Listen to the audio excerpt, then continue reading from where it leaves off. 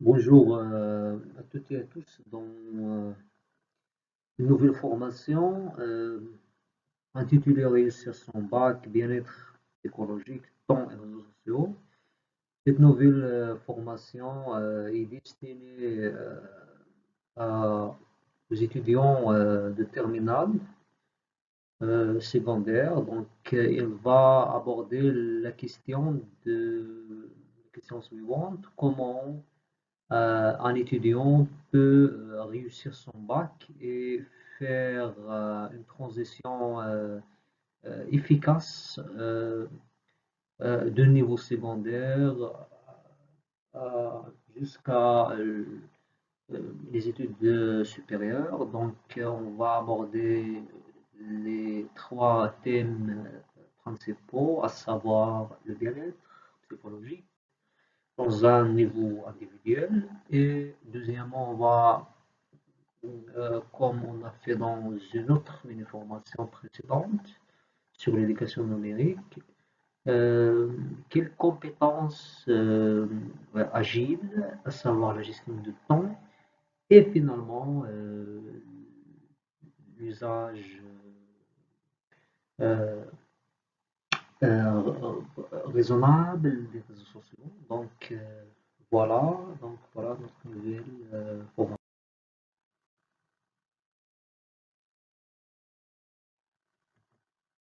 Donc, qu'est-ce que vous pouvez savoir de cette formation?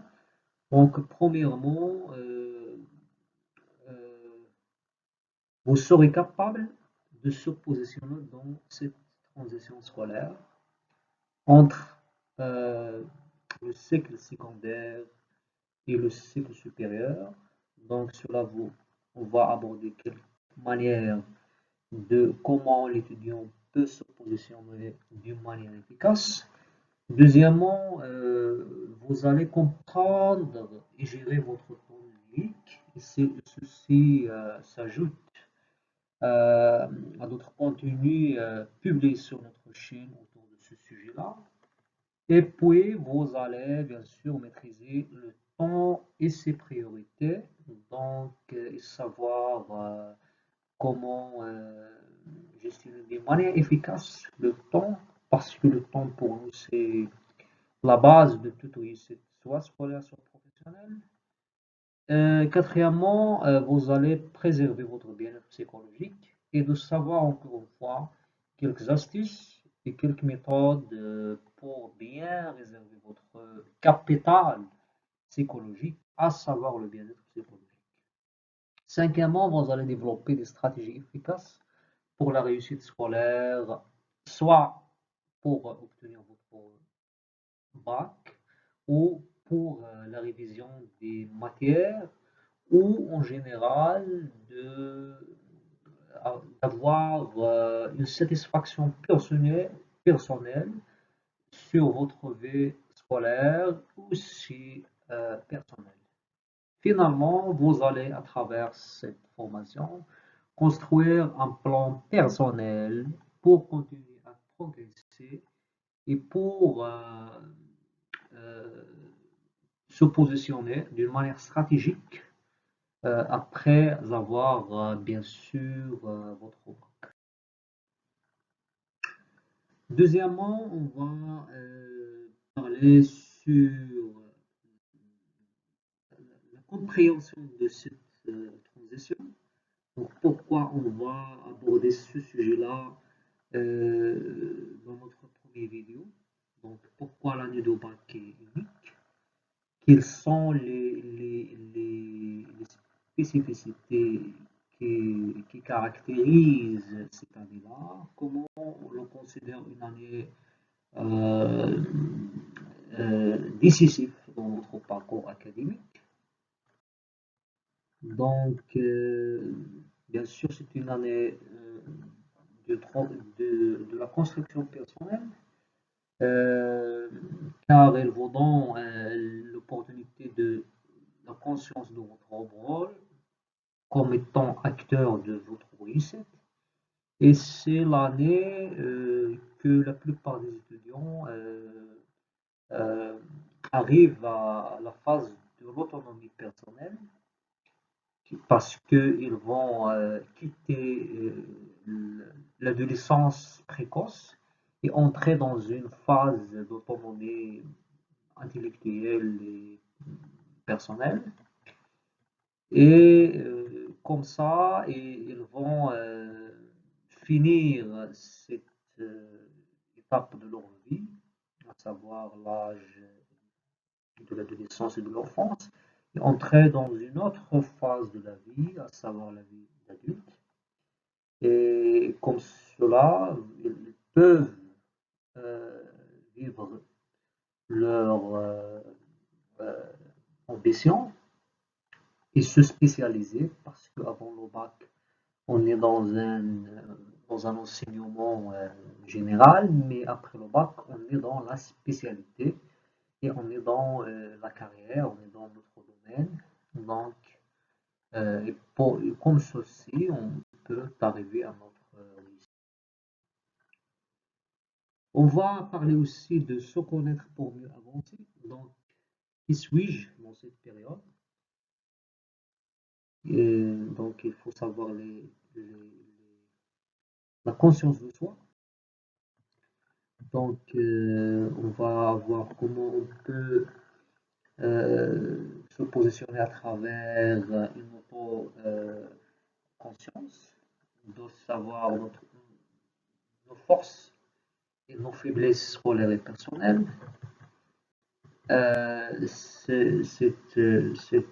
Cette stratégie combine entre trois phases ou bien trois dimensions principales, à savoir les habitudes, puis les motivations et puis les réactions au stress. Donc, comment on peut bâtir des habitudes saines et capter notre motivation pour réussir et aussi confronter les, les obstacles psychiques qui nous empêchent à réussir. Parce que mieux se connaître égale mieux s'organiser. Donc, pour être pratique, je vous donne un petit exercice pour bien préparer à la vidéo qui suit. Donc, si vous regardez cette vidéo, vous pouvez, pour se positionner, euh, euh, dessiner un tableau et mettre dedans 5 cases. Le premier case contient les forces, les points forts de votre personnalité. Deuxièmement, vos faiblesses, parce que chacun de nous a ses faiblesses. Et pour réussir, il faut être honnête avec soi-même. Donc, il faut savoir ces faiblesses-là, mais pas pour avoir sous-estimé, mais pour être réaliste avec soi-même. Parce que la plupart des gens pensent qu'ils sont forts, mais ils ne voient pas leurs faiblesses. Et là, le problème. Donc, il faut avoir un équilibre dans la personnalité. Donc, il faut être réaliste avec soi-même. Aussi, il faut faire euh, une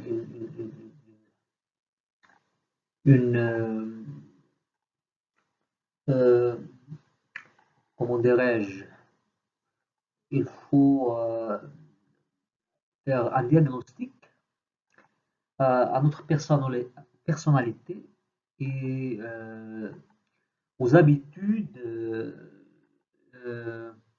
qui conditionnent notre comportement quotidien, mensuel et annuel. Et moi, je considère que les habitudes sont la pierre angulaire dans toute, toute réussite. Donc, il faut savoir comment on peut bâtir les bonnes habitudes et comment éradiquer les mauvaises habitudes pour consolider notre personnalité. Aussi, il faut que nous ayons des motivations qui nous donnent la force et l'énergie pour continuer notre chemin vers la réussite. Et finalement, comme je viens de dire, il faut savoir comment euh, on gère nos stress. Donc, si vous remplissez ce tableau-là, vous allez se positionner et comme ça, on peut euh, parler d'autres sujets qui sont programmés dans cette formation. Aussi, si vous voulez aller plus loin, donc pour fixer vos objectifs personnels, parce que les objectifs personnels, c'est eux qui nous donnent le sens de notre vie et aussi le sens de nos efforts. Donc, pour savoir quels sont vos objectifs, et on va bien sûr parler de comment on peut fixer nos objectifs. Donc, il y a des objectifs personnels, il y a aussi les attentes des autres. Si on parle des autres, on parle de la famille, on parle des gens qui sont proches de nous. Et aussi, il y a des personnels, des objectifs personnels. Donc, il y a une manière de fixer les objectifs, une méthode célèbre qui s'appelle SMART.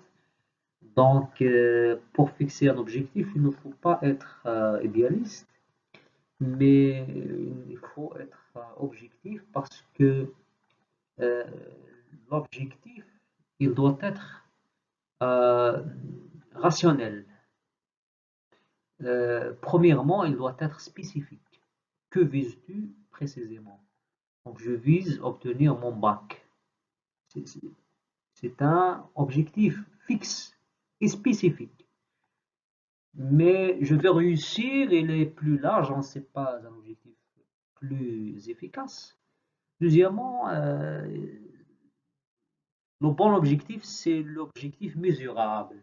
Donc, souhaite, est-ce que, ou bien comment je suis mon progrès et comment j'ajuste mon avancement de réalisation de cet objectif-là. Par exemple, euh, je veux euh, euh, perdre de poids. Ou bien, comment je peux fixer un objectif comme celui-ci qui respecte la mesurabilité. Donc, il faut être un objectif clair.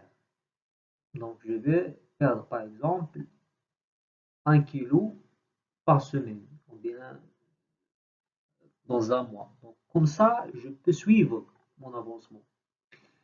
Troisièmement, atteignable. Donc, est-ce que j'ai les moyens d'atteindre cet objectif? La plupart des gens ont des objectifs, mais n'ont pas les moyens. Alors, ils font des efforts, mais sans de moyens. Par exemple, je veux investir dans un projet. Mais est-ce que j'ai, par exemple, le capital initial? Donc, si je n'ai pas de capital initial, il ne faut pas que je sois, ou bien je dis que je vais investir. Non, il faut dire, ou bien fixer un objectif, il faut de travailler et d'accumuler un capital initial. Quatrièmement, l'objectif doit être réaliste. Donc, tu dois fixer les challenges réalistes. Donc, la plupart des gens, par exemple, je dis, je vais gagner 1 million de dollars. Mais ce n'est pas un objectif réaliste. Euh, Par exemple, je vais avoir, ou bien, avoir 1 million de dollars dans un mois. Ce n'est pas réaliste. La plupart des gens pensent de cette manière-là. Parce que c'est un objectif très large. Donc, avoir un chiffre comme celui-ci doit être étalé sur plusieurs années. Si tu commences avec un petit budget. Donc comme ça, on doit mettre de réalisme dans nos objectifs. Cinquièmement, temporel. Donc il doit être limité par un délai temporaire. Donc une date fixe. Parce que ceci vous donne la possibilité d'évaluer et d'ajuster euh, vos avancements. Donc, pour finir, donc construire sa vision pour l'avenir. Donc, où veux-tu être après le bac? Donc ici, on va parler de projets personnels. Donc, soit et le projet passionné n'est pas un projet d'un mois ou 2 mois ou une année, mais c'est un projet qui est à long terme. Donc, donc on est dans euh, euh,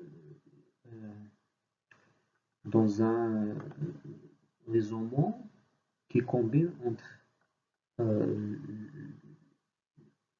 le présent, aujourd'hui, donc mon propre projet, ou bien votre propre projet, et l'année de votre bac, et finalement les compétences à développer maintenant pour euh, réaliser vos objectifs dans l'avenir.